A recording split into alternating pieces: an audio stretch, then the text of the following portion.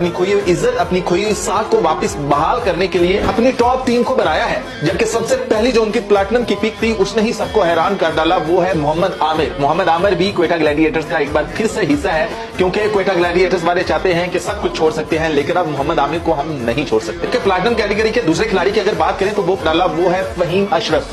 फहीम अशरफ आजकल super form में है, वो छक्के लगा रहा है, वो विकेट निकाल रहा है। तो वो पेशावर ज़ल्मी वालों ने दे दिया मार्क चैपमैन, और हो सकता है कि पेशावर ज़ल्मी की यही सबसे बड़ी गलती साबित हो, क्योंकि मार्क चैपमैन पाकिस्तान की पिचेस के ऊपर बहुत स्कोर बनाता है। आपने पाकिस्तान के उसके स्कोर देख रखे हैं। जबकि क्वेटा ग्लैडिएटर्स का प्लैटिनम कैटेगरी के अंदर तीसरा जो प्लेयर है वो फिन एलन है। अगर क्वेटा ग्लैडिएटर्स के हीरो की बात करें, यानी कि डायमंड कैटेगरी की बात करें, तो उसमें आते हैं इब्रार अहमद, जो कि पाकिस्तान के मिस्ट्री स्पिनर हैं, और ये क्वेटा ग्लैडिएटर्स के साथ पहले भी खेल चुके हैं, इसलिए उनको फिर से साथ मिलाया गया है। और इब्रार अहमद का जादू फिर से चलेगा क्वेटा ग्लैडिएटर्स के लिए। जबकि उसके बाद बहुत बड़ा हीरा है, यानी कि डायमंड। और फिर आते हैं जी रेली रसो, जो कि छक्का मारना उनके लिए ऐसे ही है जैसे मजाक है, यानी कि दायरे के बाहर गेंद पार करनी हो वो ऐसे हिट्स लगा देते हैं, और वो अकेला बंदा पूरा मैच तब्दील करने की ताकत रखता है।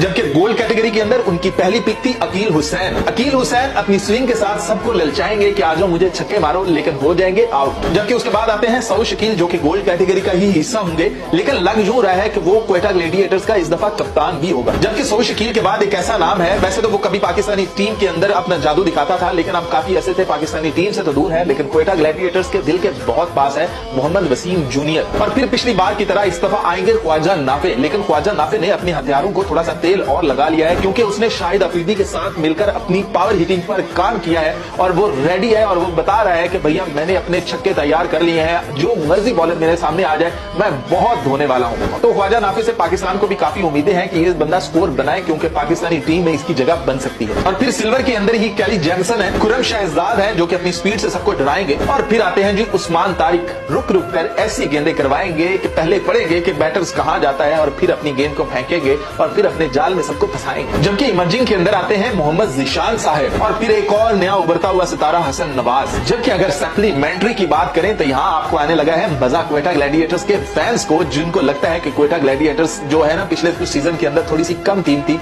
उनको पूरा पावरफुल बनाने के लिए सप्लीमेंट्री के अंदर पावरफुल नेम्स है। सबसे पहला नाम है कुशल मेंडिस।